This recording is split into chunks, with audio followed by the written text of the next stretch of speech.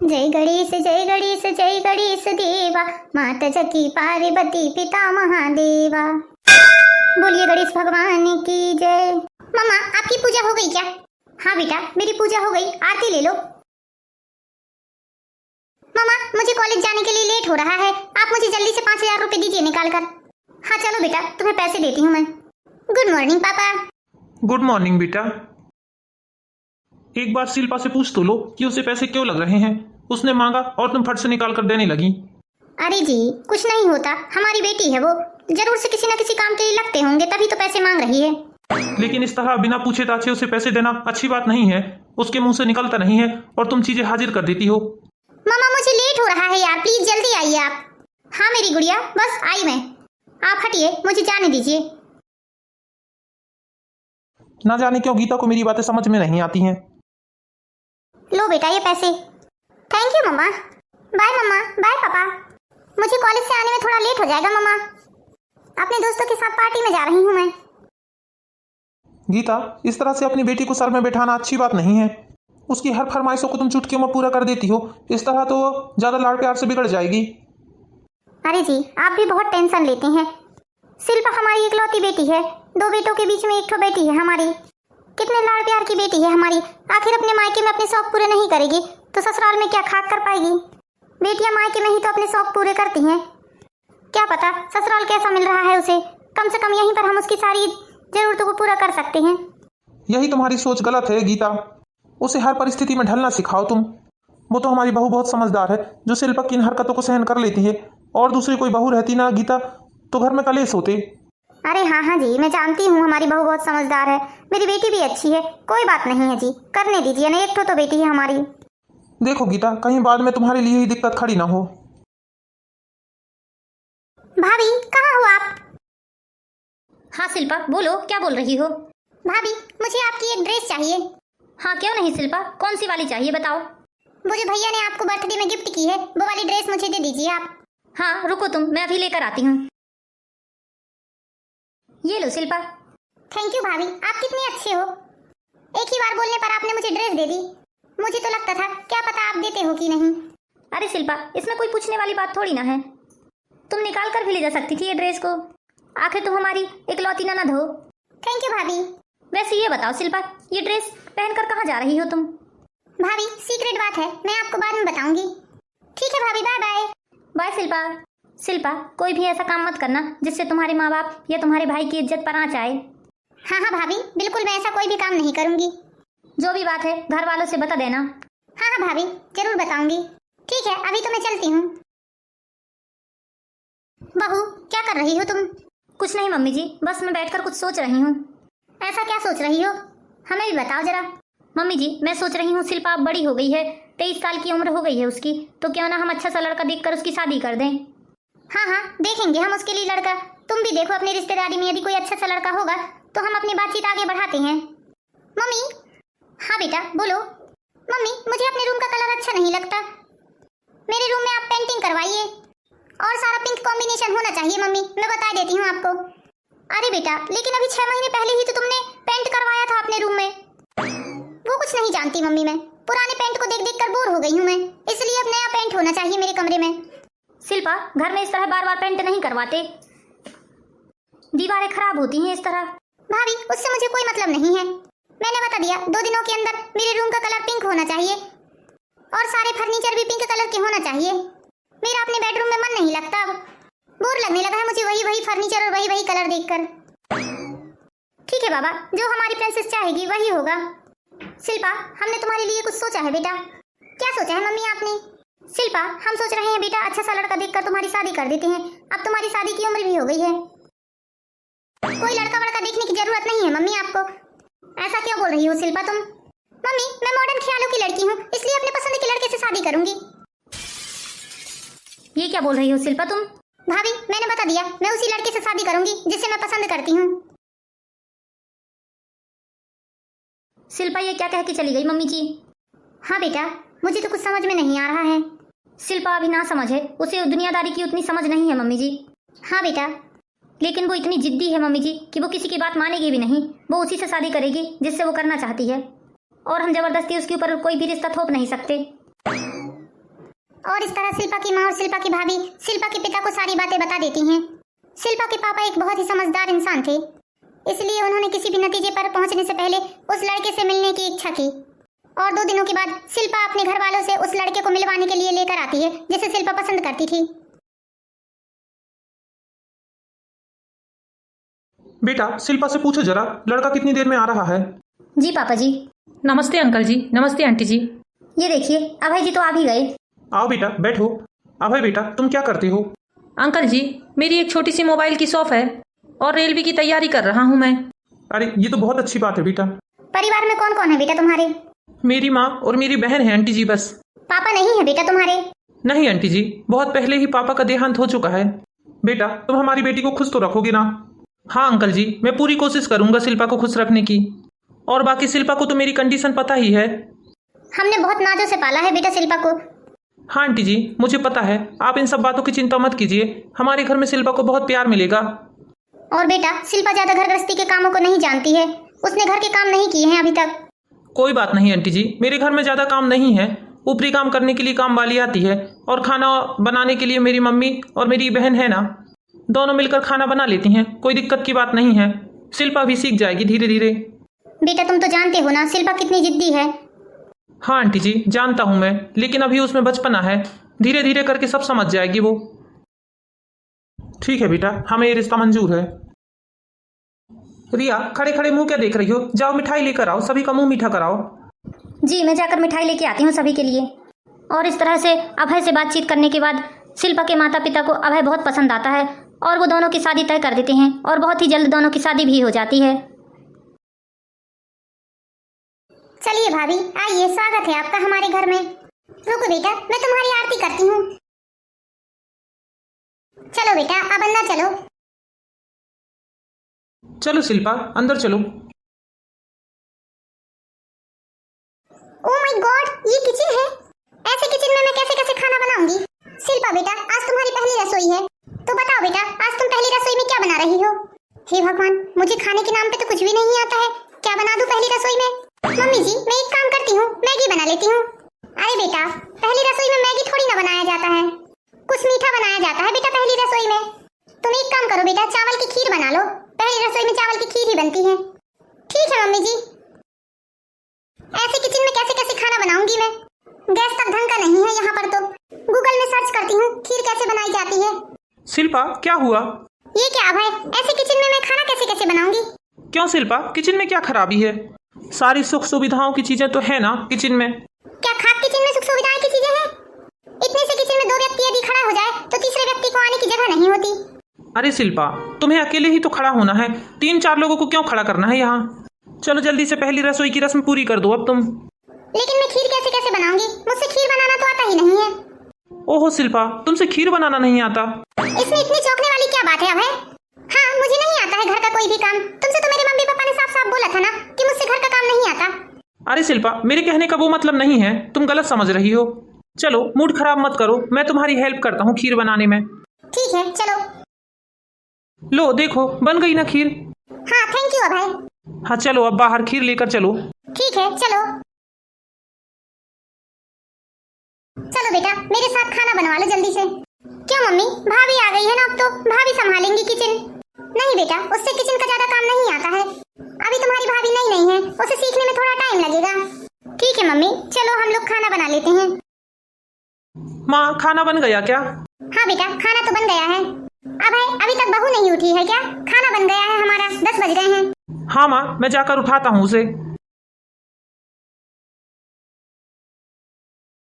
शिल्पा सुबह के 10 बज रहे हैं और तुम अभी तक सो रही हो। ओहो अभय प्लीज मुझे सोने दो ना, मैं अपने घर में 11 बजे से पहले नहीं उठती थी।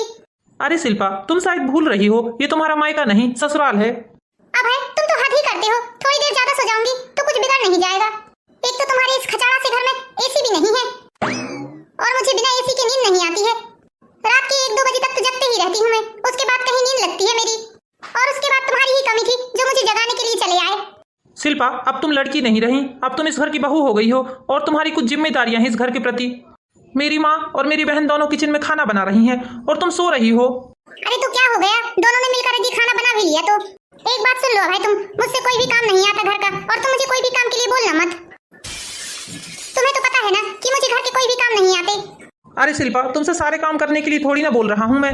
थोड़ा सा मम्मी के साथ जाकर हेल्प करने लगो बस।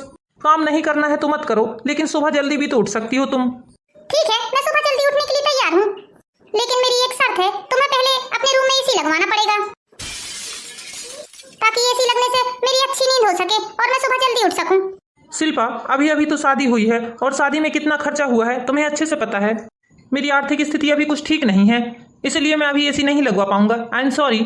ठीक है, एसी नहीं लगवा सकते तो जाओ अपनी माँ से बोल दो, मैं 11 बजे ही उठूंगी। जब मेरी नींद होगी तभी मैं उठूंगी। जरूर तुम्हारी माँ और तुम्हारी बहन ने ही तुम्हारे कान भरे होंगे, तभी तुम मेरे पास उचक के आए हो मुझे जगाने के लिए। कैसी बात कर रही हो शिल्पा तुम? माँ ने मुझसे कुछ भी नहीं बोला है और ना ही स्वीटी ने कुछ बोला है, इसलिए तुम उन लोगों के खिलाफ एक भी शब्द मत बोलो। अच्छा, मुझे तुम कुछ भी बोल सकते हो, लेकिन मैं तुम्हारी माँ और तुम्हारी बहन के लिए कुछ नहीं बोल सकती। उनकी कोई गलती नहीं है, इसलिए मैं उनके लिए एक शब्द भी नहीं सुनूंगा। अरे जब माँ और बहन से ही इतना मोह था तो मुझसे शादी क्यों की? अरे बाबा, मुझे माफ कर दो, मेरी गलती हो गई जो मैंने तुमसे उठने के लिए बोल दिया। तुम्हारा जब तक मन हो तब तक तुम आराम कर सकती हो। मती मारी गई थी मेरी, जो इस फटीकर से मैंने शादी कर ली। भाभी। हाँ बोलो स्वीटी, क्या बोल रही हो? भाभी, मुझे आपकी एक वेस्टर्न ड्रेस चाहिए, मेरी कॉलेज में फेयरवेल पार्टी है, प्लीज मुझे अपनी ड्रेस दे दीजिए। ऐसा है ननद रानी, तुम्हारी इतनी औकात नहीं है कि तुम मेरी ड्रेस पहन सको। एक एक ड्रेस मेरी 10,000 से ऊपर की होती है, जो कि तुम्हारा भाई मुझे दिला नहीं सकता। ये तो सारी मेरे मायके की हैं। जितनी तुम्हारी हैसियत है ना, उतनी ही बात किया करो तुम। शिल्पा, ये तुम किस तरह से बात कर रही हो स्वीटी से? सही तो बोल रही हूँ, गलत क्या बोला मैंने? तुम भूलो मत कि वो तुम्हारी ननद है। मुझे बहुत अच्छे से याद है कि वो कौन है। मैं क्यों अपनी इतनी महंगी महंगी ड्रेस दूं उसे? नहीं देना है तो साफ साफ मना कर दो। उसे इतना भला बुरा सुनाने की जरूरत क्या है? अरे सुनाऊंगी मैं, एक नहीं 50 बार सुनाऊंगी। तुम्हें भी सुनाऊंगी, तुम्हारी माँ को भी सुनाऊंगी, तुम्हारी बहन को भी सुनाऊंगी। तुमने किया ही क्या है आज तक मेरे लिए? क्या नहीं किया मैंने तुम्हारे लिए? तुम्हारी हर जरूरतें पूरी कर रहा हूँ मैं। किस चीज की कमी की है मैंने आज तक तुम्हारे लिए, बताओ तुम। लेकिन तुम्हारी फरमाइशें हैं कि खत्म होने का नाम ही नहीं ले रही हैं। बहुत बड़ी भूल कर दी मैंने तुमसे शादी करके। उस दिन को कोस रहा हूँ मैं जिस दिन मेरी तुमसे शादी हुई थी। हाँ, मैं भी पछता रही हूँ तुमसे शादी करके। मैं भी कोई बड़ी खुश नहीं हूँ। अरे बेटा, किस बात को लेकर तुम लोग इतना हल्ला कर रहे हो? पूछिए आप अपने इस निकम्मे बेटे से। अरे बेटा, तुम कैसी बातें कर रही हो? गुस्से में जो मुंह में आ रहा है वो बोले जा रही हो। हाँ, आप तो अपने बेटे का ही पक्ष लेंगी ना। मैं बेटे का पक्ष नहीं ले रही हूँ बेटा, ना ही तुम्हारा ले रही हूँ। मुझे कोई बात पता ही नहीं है। अरे जब आपको कुछ पता नहीं है तो क्यों पटर पटर बोल रही हैं? आप लोग सभी एक ही थाली के चट्टे बट्टे हैं। अब मैं इस घर में एक मिनट भी नहीं रह सकती। ये गरीब खाना आप लोगों को ही मुबारक हो। ठीक है, तुम जाना चाहती हो अपने माँ बाप के पास, जा सकती हो। मैं भी देखता हूँ कितने दिन टिकती हो तुम अपने माँ बाप के घर में। अरे बेटा, छोटी छोटी बातों को लेकर ऐसा नहीं करते।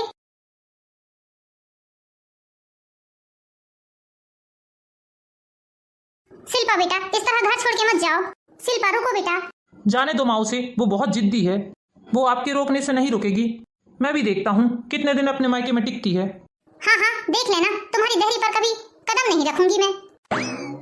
बेटा, ये सब क्या से क्या हो गया? अरे माँ, आप चिंता मत करो, मैं जानता हूँ उसकी आदत। शिल्पा एक जिद्दी और नकचढ़ी लड़की है। उसकी अकल कैसे ठिकाने लाना है मैं सब जानता हूँ। और इस तरह शिल्पा अपना सामान उठाकर अपने मायके चली जाती है। और शिल्पा के मायके पहुंचने से पहले ही अभय सारी बातें अपनी सास को बता देता है। शिल्पा के मायके वाले तो पहले से ही जानते थे कि शिल्पा कैसी लड़की है, इसलिए उन्होंने अभय को आश्वासन दिया कि आप चिंता मत करो, हम सब कुछ ठीक कर देंगे। शिल्पा की माँ ने कुछ दिनों का समय मांगा अभय से। यहाँ शिल्पा जब अपने मायके पहुंची। देखा गीता, तुमने, मैंने तुम्हें बार बार यही बात बोली कि बेटी की हर नाजायज जिद को पूरा मत करो, और आज देखो यही जिद उसकी उसे कहां से कहां लेकर आ गई है। अपनी खुशहाल जिंदगी को उसने अपने ही हाथों से अंगार लगा लिया। उसे बिगाड़ने में पूरा तुम्हारा ही हाथ है। आप सही बोल रहे हैं जी। शिल्पा को मेरी अधिक लाड़ प्यार ने बिगाड़ डाला है, लेकिन आप चिंता मत कीजिए, उसे सुधारूंगी भी मैं ही। उसके ही हाथों से उसकी गृहस्थी को उजड़ने नहीं दूंगी मैं। जाओ, जाकर देखो तुम्हारी लाडली बेटी आ गई होगी। अरे बेटा, तुम अचानक से? क्यों मम्मी, आपको मुझे देखकर खुशी नहीं हुई? नहीं बेटा, ऐसी बात नहीं है। जवाई बाबू नहीं आए, तुम अकेली ही आई हो? हाँ मम्मी, मैं अकेली ही आई हूँ इस बार, और 1-2 दिनों के लिए नहीं, हमेशा के लिए आ गई हूँ। अच्छा, लेकिन क्यों बेटा? मम्मी, वो लड़का मेरे लायक नहीं था। वो मेरी छोटी छोटी सी जरूरतों को पूरा नहीं कर पा रहा था, इसलिए मैं वो घर छोड़कर हमेशा के लिए आ गई हूँ मम्मी। अच्छा, बहुत अच्छा किया बेटा तुमने। चलो जाओ, सामान अपने रूम में रख दो। लगता है पापा को भी मुझे देखकर खुशी नहीं हुई है। अरे नहीं नहीं बेटा, हमें तो बहुत खुशी हुई है। हमारी बेटी हमेशा हमेशा के लिए हमारे घर में जो आ गई है। मतलब पापा, आपको इस बात की खुशी है कि मेरा घर उजड़ गया? अरे नहीं बेटा, ऐसी कोई बात नहीं है। मुझे इस बात से खुशी क्यों होगी? बात ऐसी है बेटा कि वो आदमी तुम्हारी जरूरतें पूरी नहीं कर पा रहा था। अब मेरी फूल सी बच्ची यहाँ हर जरूरतों को पूरा किया जाता था उसकी, इसलिए मैं खुश हूँ बेटा कि तुम वो घर छोड़कर आ गई हो। थैंक यू पापा। अरे बहू देखो, शिल्पा आ गई है। शिल्पा दीदी, आप यूं अचानक इस तरह इस घर में? अरे भाभी, अब ये सवालों की बौछार बंद करिए और मेरा सामान मेरे रूम में पहुंचा दीजिए। अरे दीदी, आप खुद ही अपने रूम में अपना सामान लेकर जा सकती हैं। वो क्या है ना, मुझे बहुत सी काम है। जाइए जाइए, आप अपना सामान अपने कमरे में रख दीजिए। अरे हाँ हाँ बेटा, जाओ जाओ, सामान अपने कमरे में रख दो। मेरा मुंह क्या देख रही हो? मेरी शादी क्या हुई? लगता है घर वालों के तेवर ही बदल गए। भाभी जरा एक कप चाय बना दीजिए, मेरा सर दर्द से फटा जा रहा है। हाँ, क्या बोल रही हैं दीदी आप? भाभी प्लीज मेरे लिए एक कप चाय बना दो ना, मेरा सर दर्द से फटा जा रहा है। अरे दीदी, मेरे पास बहुत से काम है। ऐसा कीजिए, आप खुद किचन में जाकर चाय बना लीजिए और एक कप चाय मेरे लिए भी बना दीजिएगा। ये क्या भाभी, आप मुझसे किस तरह से बात कर रही हैं? पहले तो मैं जो भी बोलती थी आप मेरी एक ही बात में वो चीज हाजिर कर देती थी। अरे दीदी, पहले की बात अलग है। पहले ऐसा था कि मुझे लगता था कि नहीं, मेरी ननद अपने ससुराल चली जाएगी शादी होकर, लेकिन अब ऐसा कुछ भी नहीं है दीदी। अब तो आप हमेशा हमेशा के लिए यहाँ पर आ गई हैं, तो मैं कितने दिनों तक आपकी जी हजूरी बजाते रहूंगी? ऐसा है दीदी, मैं आपकी नौकर तो नहीं हूँ जो आपके आगे पीछे अर्दली बजाते फिरूं। तो बेहतर होगा कि अपने काम खुद कर लीजिए। ये सब क्या था? ये किस तरह से बात कर रही थी भाभी मुझसे? क्या शादी के बाद बेटियों की मायके में इतनी इज्जत बचती है? भाभी क्या कर रही हो? कुछ नहीं शिल्पा, खाना बना रही हूँ। भाभी आज मुझे ब्रेड पकोड़े खाने की इच्छा हो रही है, तो आप मेरे लिए ब्रेड पकोड़े बना दीजिए। शिल्पा, मैं यहाँ खाली पीली नहीं बैठी हूँ। एक काम करो, तुम तो फ्री हो ना, तुम खुद ही बना लो ब्रेड पकोड़े। इतनी चौंको मत शिल्पा, अब हमेशा के लिए तुम यहीं बस गई हो आकर। इतनी खातिरदारी अब हमसे नहीं हो पाएगी तुम्हारी। शादी के बाद किस तरह से रिश्ते बदल जाते हैं, मैंने तो सुना था, आज तो देख भी लिया। इससे अच्छा तो मेरा ससुराल ही था। मेरी सास से मैं जो भी बोलती थी बनाने के लिए खुशी खुशी बना देती थी बेचारी। हे भगवान, कहीं सच में मैंने गलती तो नहीं कर दी यहाँ आकर? मम्मी कहाँ हैं आप? हाँ बोलो शिल्पा बेटा। मम्मी मुझे शॉपिंग करना है। हाँ तो बेटा, मुझे 10-15 हजार रुपए की जरूरत है मम्मी। हा 10-15 हजार रुपए तो ऐसा बोल दिए आपने जैसे पैसे झाड़ पर उग रहे हैं। और मम्मी जी खबरदार, जो आपने फूटी कौड़ी भी दीदी को दिए तो। मेरे पति बहुत मेहनत से पैसे कमाते हैं और मैं अपने पति की मेहनत की कमाई किसी को भी नहीं दे सकती। भाभी शायद आप भूल रही हैं, मैं आपकी ननद हूँ जिससे आप इस तरह बात कर रही हैं। और ये जो खड़ी है ना, ये मेरी माँ है, आपकी सास। आप किस तरह बदतमीजी से बात कर रही हैं हम लोगों से? सच ही तो बोल रही हूँ मैं, गलत क्या बोल रही हूँ? क्यों, आपको रिश्तों की समझ कब से हो गई दीदी? आप भी तो अपनी ननद और सास से इस तरह से बात करती हैं ना? क्यों, बहुत जल्दी भूल जाती हैं आप? जब आप अपनी नंद को और सास को उल्टा सीधा बोल सकती हैं तो मैं भी बोल सकती हूँ। मैं क्यों नहीं बोल सकती? तुम्हारा ठेका थोड़ी ना लेके रखे हमने जिंदगी भर का। भाभी आपने बिल्कुल सही बोला, जैसी करनी वैसी भरनी। मेरी करनी का ही फल है जो आज मुझे मिल रहा है। मैंने अपनी सास और नंद के साथ साथ अपने पति को भी नहीं छोड़ा। बेचारों को बहुत भला बुरा सुनाया है मैंने। ये सब तो होना ही था मेरे साथ। माँ, मैंने हर रिश्तों को पैसे से ही तोला है। बचपन से आप लोगों ने मेरी हर जरूरतों को पूरा किया, इसलिए मुझे लगा कि ससुराल भी ऐसा ही होगा और मैंने अभय से भी यही उम्मीद रखी। माँ, अभय तो बेचारा मेरे लिए दिन रात मेहनत करता था, लेकिन फिर भी मैंने उसकी कोई कदर नहीं की और ना जाने उसे क्या कुछ नहीं कह दिया मैंने गुस्से में। बेटा, हर समय पैसा काम आए ये जरूरी नहीं है। रिश्ते बनाकर रखो बेटा, रिश्ते जिंदगी भर पुरते हैं। आज तुम्हारी जिद और तुम्हारी अकड़ के कारण देखो तुम्हारा रिश्ता किस मुकाम पर आकर खड़ा हो गया है। हाँ मम्मी, आप सही बोल रही हैं। भाभी, मैं अपने रिश्ते को कैसे बचाऊंगी, प्लीज आप मुझे बताइए। शिल्पा, तुम्हें कुछ नहीं करना है, बस अपनी जुबान में थोड़ा कंट्रोल रखो और पैसों से ज्यादा अपने रिश्तों को महत्व दो। परिवर्तन ही प्रकृति का नियम है, इसलिए शादी के बाद वही घर तुम्हारा है। सभी लोगों से प्रेम से रहो और एक अच्छी बहू बनकर दिखाओ, तभी तुम्हारा जीवन सफल है। हाँ भाभी, आप एकदम सही बोल रही हैं। बेटा, ऐसा जरूरी नहीं है कि जो माहौल आपको मायके में मिले वही ससुराल में भी मिले, इसलिए धीरे धीरे अपने आप को उन परिस्थितियों में ढालना सीखो, तभी तुम एक अच्छी बहू बन पाओगी। हाँ शिल्पा, मम्मी जी एकदम सही बोल रही हैं। भाभी, मम्मी, मैं आज ही अपने घर वापस जा रही हूँ। अपने घर वालों से माफी मांगकर उनके दिल में जगह बनाने की कोशिश जरूर करूंगी। हाँ शिल्पा, जाओ। हाँ बेटा, और एक अच्छी बहू बनकर दिखाना। हाँ मम्मी। मम्मी, मेरी बदतमीजियों के लिए मेरे घर वाले मुझे माफ कर देंगे ना? हाँ बेटा, जरूर माफ कर देंगे। अभय जी बहुत अच्छे इंसान हैं और उनकी मम्मी और उनकी बहन भी बहुत अच्छी हैं। तुम निष्फिक्र होकर जाओ, बस तुम अपनी तरफ से कोई भी गलती मत करना और हर परिस्थितियों में रहना सीख लो। हाँ भाभी, ठीक है मम्मी, मैं चलती हूँ।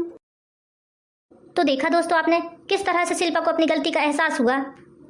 तो दोस्तों इसी तरह की प्यारी प्यारी मोरल स्टोरीज देखने के लिए हमारे चैनल परियन ब्लॉग को लाइक कीजिए, सब्सक्राइब कीजिए। मिलते हैं नेक्स्ट वीडियो में दोस्तों, जब तक के लिए बाय बाय।